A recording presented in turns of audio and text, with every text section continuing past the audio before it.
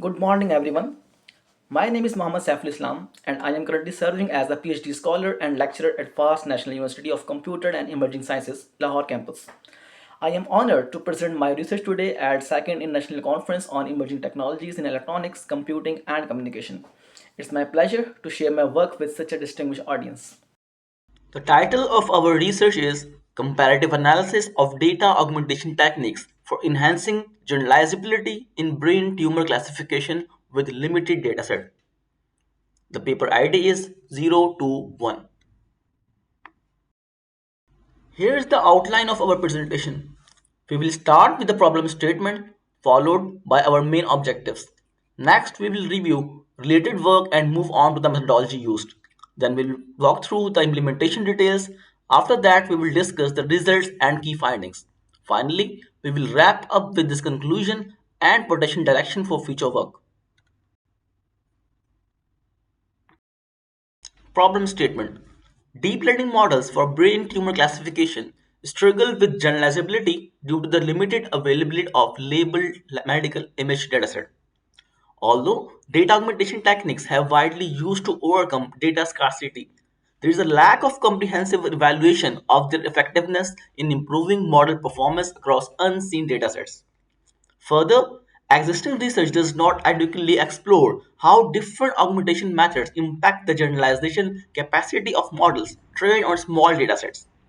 This creates a critical need of systematically analyze and compare the augmentation techniques to determine which method most effectively enhance the generalizability in brain tumor classification tests. Here are the objectives. Number one, to evaluate the generalizability of deep learning models for brain tumor classification when trained on limited label dataset. Number two, to perform a comparative analysis of various data augmentation techniques, including geometric transformation, SMOT, ADASN, and GAN-based augmentation in improving the model performance.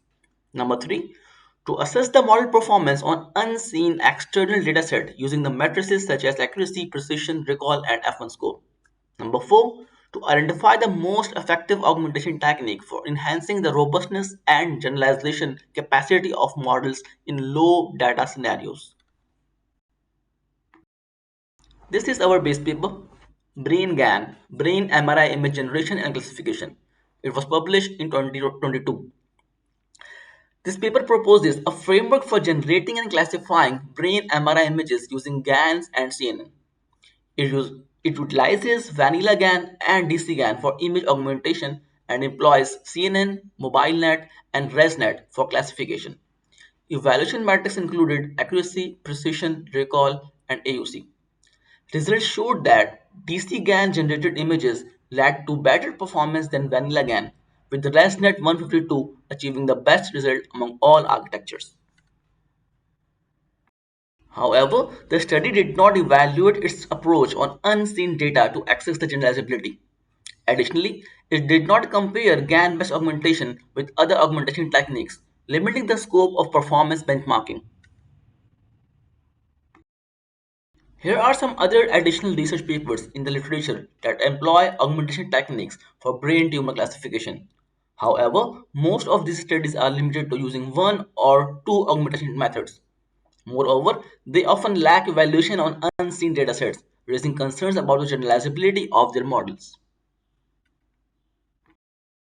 The methodology begins with a brain MRI dataset, which undergoes data preprocessing to clean and prepare it for modeling. The pre-processed data is then augmented using a diverse set of techniques including geometric transformation, SMOD, ADASN, and GAN-based augmentation to address the class imbalance and enhance model robustness. The augmented dataset is fine-tuned using ResNet 50 model, a deep convolutional neural network. To ensure the generalizability, the trained model is evaluated on two separate testing datasets, enabling a more comprehensive assessment of its performance across unseen data. The primary dataset that is used for training the model is sourced from Kaggle. There are 400 MRI images, in which training set include 320 images and testing set include 80 images.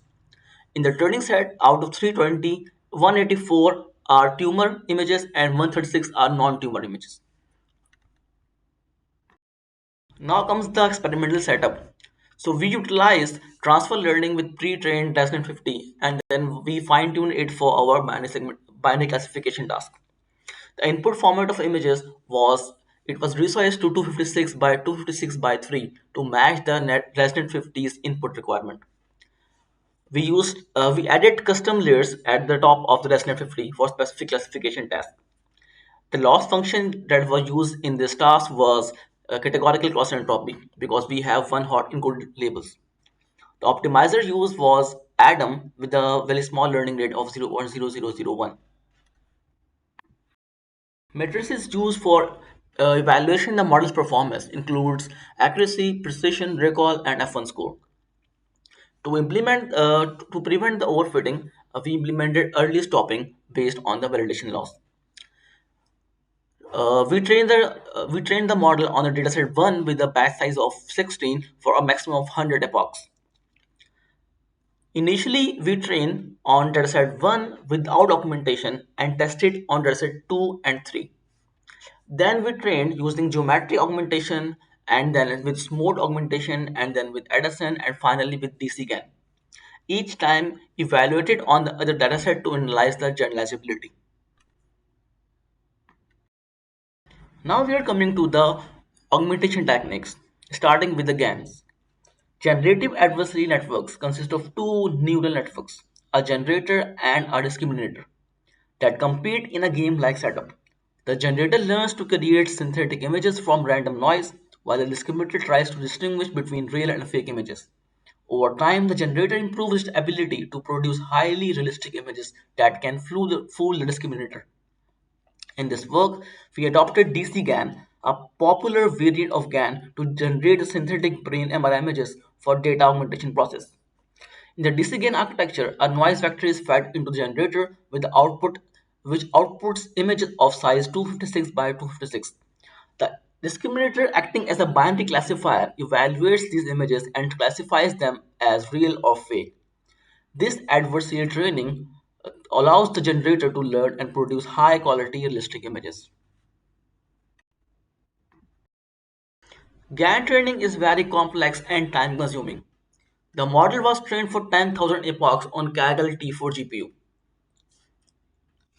Given initial noise vector, we generate 280 synthetic images for tumor and non-tumor.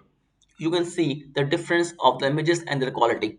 So after even 10,000 epochs, the quality was not that better.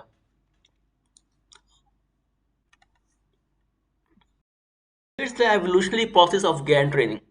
After 300 iteration, the images looks like that. After 3000, they slightly improved. And after 10,000, they improved, but they are still very far behind the actual MRI images. Then comes geometric augmentation. Geometric augmentations includes flipping, rotating, zooming, and so on. So you can see the examples in the slide. Now comes the Addison and smooth augmentation. Addison generates synthetic samples from minority classes by focusing more on harder to learn examples, improving the class balance. Smooth creates new synthetic instances by interpolating between existing minority samples, enhancing the dataset quality. This table contains the results of our experiments. We conducted 5 experiments, one without augmentation, and then 4 with using different augmentation techniques. We evaluated the model on 2 unseen datasets to check the generalizability. We evaluated the model using accuracy, precision, recall, and F1 score. As we can see in the table, we can see that the geometric augmentation performs well on the dataset 2, while smooth performs well on the dataset 3. So geometric and smooth augmentation consistently improve the model accuracy with balanced precision and recall across both datasets. Addison showed slight improvement in performance comparable to geometric and smooth, aiding the classification across diverse datasets. However, DCGAN led to a decline in performance and results were similar or worse than the non-augmented model. So diverse MRI representation is critical for better generalization of the model, which means balancing the image types, including T1 and T2 weighted MRI images, and even the orientation, including the axial, sagittal, and coronal. The next thing is the GAN training challenge. GAN generated images lacked sufficient quality and diversity early in training, affecting the model's ability to generalize effectively. Concluding this, the study evaluated the impact of augmentation techniques on brain tumor classification using limited data. Geometric and smooth augmentation consistently improved the accuracy and balance between the precision and recall, while adjacent showed modest gains. DC GAN-based augmentation reduced the performance. Results highlights the need of balanced dataset, diverse MRI image types, and high-quality synthetic images to improve the model generalizability and reduce the classification bias. For the future work, we can explore advanced classification models like ResNet 252, EfficientNet, Inception, MobileNet, TenseNet for performance comparison. Improve data balancing techniques to address the false positives in non-tumor classes. We can generate high-quality synthetic images through improved GAN architectures or training strategies. We can ensure equal representation of MRI modalities and orientations in the future datasets. We can investigate hybrid augmentation strategies and domain adaptation techniques to further boost generalization on limited datasets. This brings us to the end of our presentation. We sincerely thank you for your time and attention.